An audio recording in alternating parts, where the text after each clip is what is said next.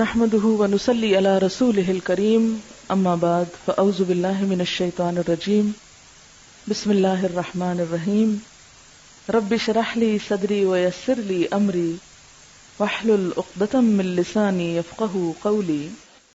درد والی جگہ پر ہاتھ رکھ کے دعا پڑھنا. ٹھیک ہے، اگر کسی کو سر میں درد ہے تو سر پہ ہاتھ رکھ لے، کمر میں تو کمر پہ رکھ. اس جگہ پہ ہاتھ رکھنے سے کیا ہوتا ہے؟ مریض کو ایک خاص قسم کی تسکین بھی ملتی.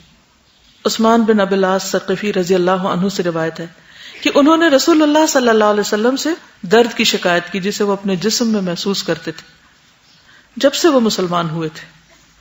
کوئی جن پیچھے پڑ گیا ہوگا کہ کیوں مسلمان ہو گیا اور ہمیں کیوں چھوڑ گیا.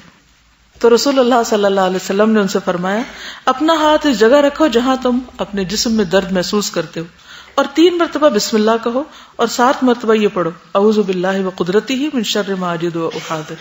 تو خود کو دم کرنے کے لیے بھی درد والی جگہ پہ ہاتھ رکھ سکتے ہیں، اور اگر کوئی اور رکھ کے پڑھنا چاہے تو وہ بھی دم کر سکتا ہے. اس طریقے سے نرم بستر کمر کے درد کا باعث بنتا ہے کیونکہ کمر اور پشت کے عضلات ڈھیلے پڑ جاتے ہیں، مسلس.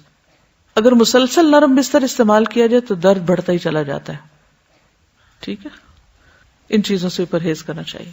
جب انسان اپنے بستر کا انتخاب کرے تو اس میں بھی کانشیس ہو. پہلے لوگ چارپائیوں پہ سوتے تھے، روئی کے گدے ہوتے تھے، اب فوم کے بستروں پہ سوتے ہیں جو بالکل ہی ان نیچرل ہے.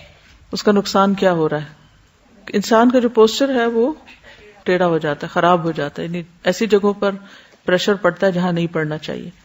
نبی صلی اللہ علیہ وسلم آرام کے لیے چمڑے کا بستر استعمال کرتے ہیں جس میں کھجور کی چھال بھری ہوتی تھی.